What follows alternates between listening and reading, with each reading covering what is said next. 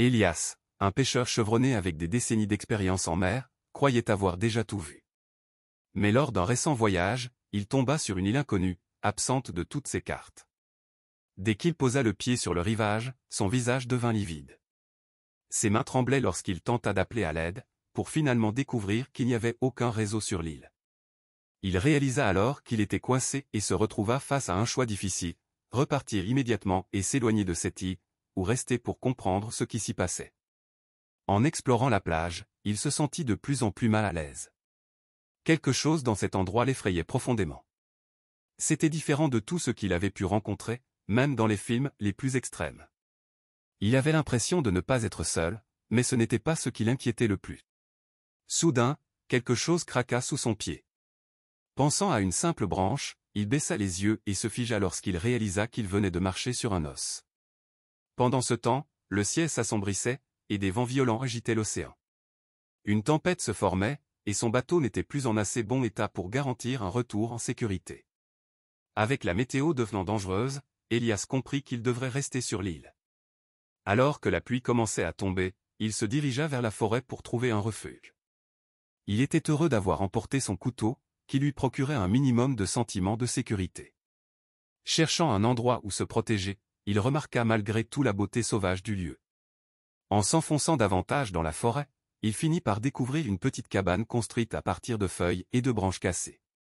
Il s'y précipita et se glissa dessous, espérant que la tempête passerait rapidement. En attendant, il scrutait les alentours, craignant qu'une personne surgisse pour l'attaquer. Plus tôt sur la plage, il avait découvert d'étranges sculptures accompagnées de messages d'avertissement. Celui qui avait laissé ces signes ne voulait clairement pas de visiteurs, et Elias avait la désagréable impression d'être observé.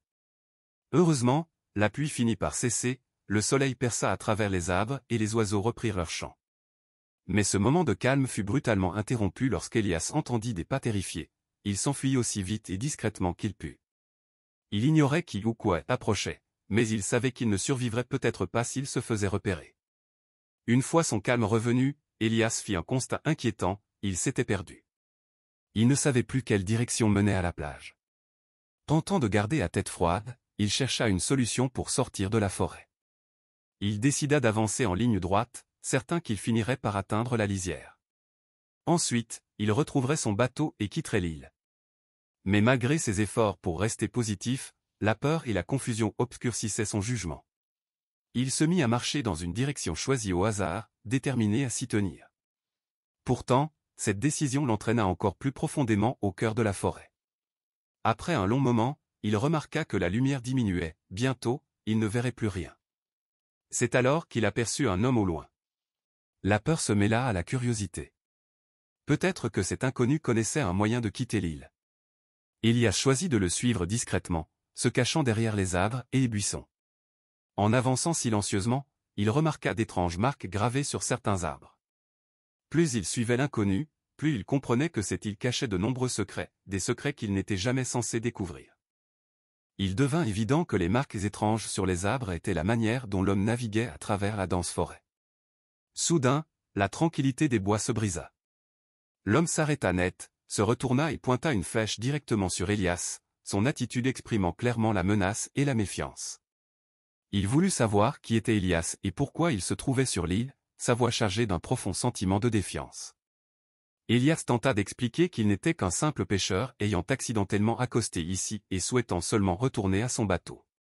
Mais avant qu'il ne puisse en dire davantage, l'homme réagit brusquement, lui liant les mains derrière le dos avec une liane rugueuse et lui ordonnant d'avancer.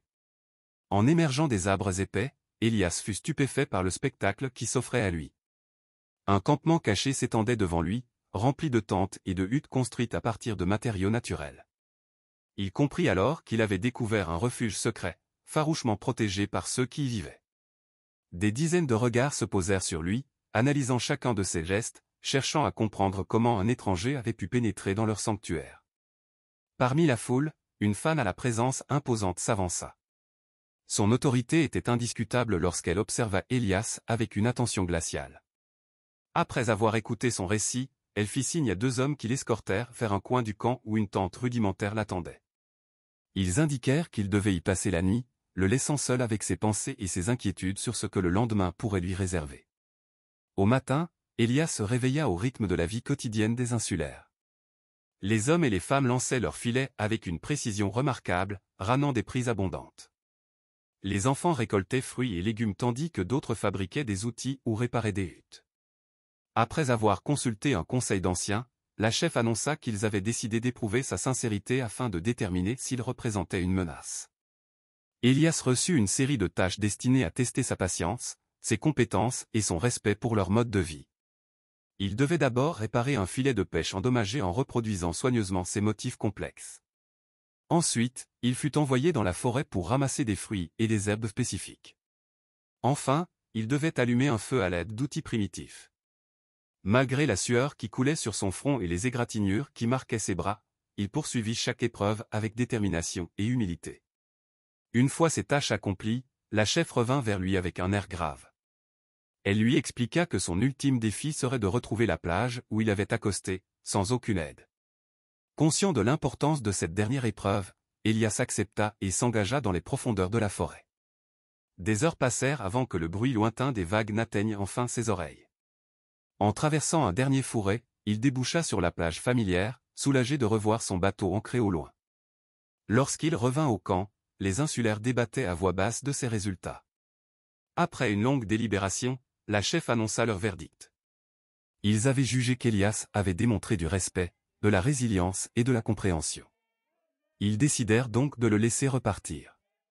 Avant son départ, ils lui offrirent des provisions, des fruits frais, de l'eau et du poisson, ainsi qu'un pendentif artisanal symbolisant l'esprit de l'île. Elias répara son bateau en utilisant les techniques qu'il avait observées durant son séjour, puis le vent gonfla les voiles. Il commença son voyage de retour vers le monde connu, laissant derrière lui l'île énigmatique et ses habitants mystérieux. L'immensité de l'océan autour de lui semblait refléter les possibilités infinies que la vie pouvait offrir. Quand la côte familière apparut à l'horizon, le poids de tout ce qu'il avait vécu s'abattit sur lui, l'homme qui rentrait n'était plus le même que celui qui avait quitté son foyer pour cette sortie de pêche fatidique. Alors qu'il naviguait vers la côte, Elias comprit aussi que la mer avait été son plus grand maître. Pour les pêcheurs comme lui, l'océan n'était pas seulement un lieu de travail, mais un monde vaste et vivant, rempli de mystères, de dangers et de révélations. Chaque sortie offrait quelque chose de nouveau, des îles oubliées dissimulées derrière des voiles de brume, des courants puissants qui semblaient porter l'écho d'histoires anciennes, et des créatures que l'on ne voyait nulle part ailleurs, gracieuses, terrifiantes ou d'une beauté presque irréelle. Les pêcheurs parlaient souvent de lumières étranges sous les vagues, de reliques dérivant depuis des rivages lointains, ou encore de tempêtes soudaines surgissant comme si la mer elle-même était vivante et observatrice. Ils y trouvaient non seulement du poisson, mais aussi des leçons de patience, d'humilité et de survie.